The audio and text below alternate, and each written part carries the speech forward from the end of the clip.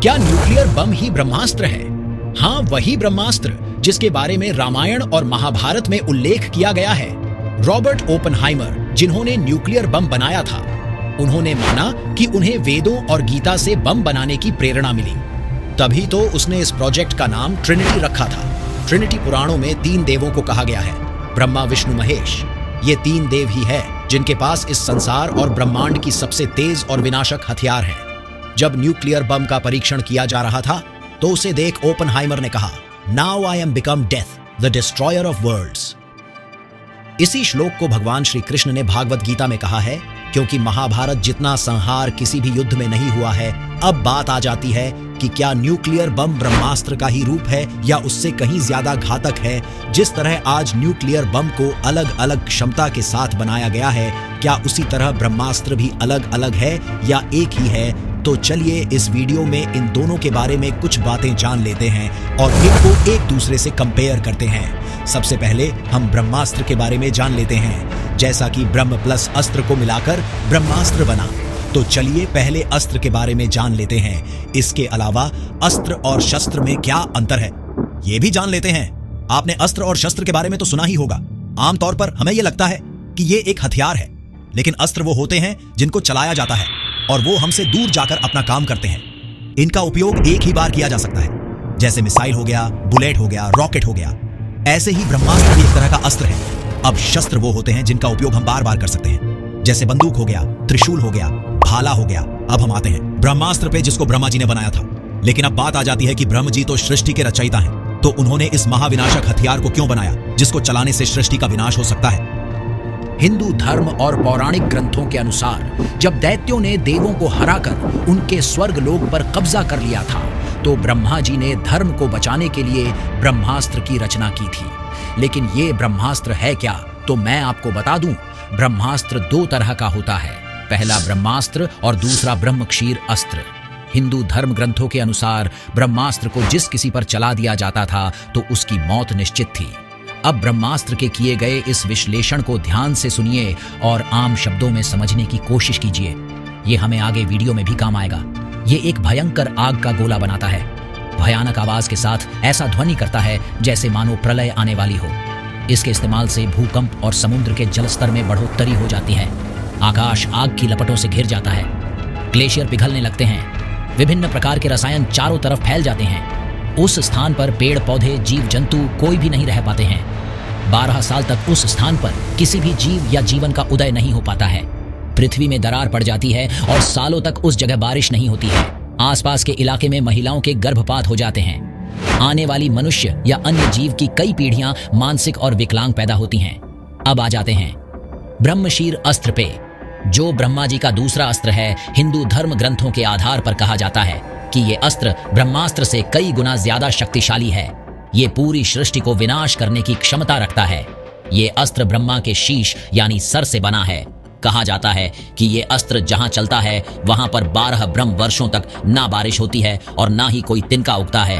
वो पूरा क्षेत्र बंजर हो जाता है। आपकी जानकारी के लिए बता दूं कि एक ब्रह्म वर्ष का मतलब 3.11 ट्रिलियन ईयर्स होता है। 12 ब्रह्म वर्षों का मतलब हो गया 37.32 ट्रिलियन ईयर्स। 1 ट्रिलियन ईयर्स का मतलब होता है 1 लाख करोड़। अब आप समझ सकते हैं कि ये ब्रह्मास्त्र से कितना ज्यादा शक्तिशाली और खतरनाक है। अब आ जाते हैं न्यूक्लियर बम पर। न्यूक्लियर बम 2 तरह का होता है, एक यूरेनियम बेस और एक प्लूटोनियम बेस।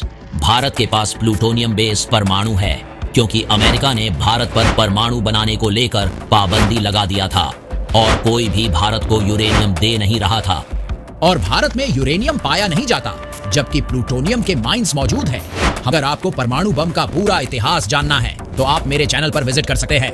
इसका लिंक मैं वीडियो के डिस्क्रिप्शन में दे दूंगा। 15 मिनट के वीडियो के अंदर आपको परमाणु बम का पूरा इतिहास मिल जाएगा। तो अब आ जाते हैं कि आखिर न्यूक्लियर बम होता क्या है, ये कैसे काम करता है।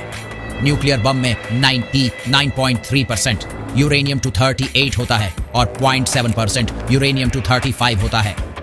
यहाँ पर 238 और 235 यूरेनियम का मॉलिक्यूलर वेट है।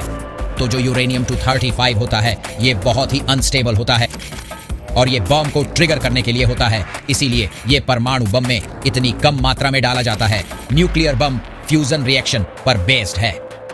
फ्यूजन रिएक्शन एक तरीके से चेन रिएक्शन होता है। इसमें होता यह है कि इसमें से यूरेनियम के एक न्यूट्रॉन को निकाला जाता है और उसके निकलने से बहुत सारी एनर्जी रिलीज होती है और वो न्यूट्रॉन जाके दूसरे न्यूट्रॉन से टकराता है जिससे और एनर्जी रिलीज होती है, जिसके चलते यूरेनियम 238 में भी फ्यूजन रिएक्शन स्टार्ट हो जाता है और यूरेनियम 238 के ट्रिगर होते ही इतना बड़ा ब्लास्ट होता है। ये तो हो गया इसके ब्लास्ट होने की बात, लेकिन ब्लास्ट होने के बाद ही इसका सारा खेल शुरू होता है। इसके ब्लास्ट होते ही इतनी ज्यादा चमक पैदा होती है कि ये आंखों को अंधा बना देता है। इसके अलावा वो जगह इतना ज्यादा गर्म हो जाता है कि स्टील जैसे धातु को पल भर में पिघला देता है। फटने के बाद आसमान से दूर रेडियो एक्टिव कचरा गिरता है जो आसपास के इलाकों में रेडिएशन फैलाता है। जब न्यूक्लियर बम फटता है तो उसके आसपास मौजूद लोगों को भागने का मौका भी नहीं मिलता।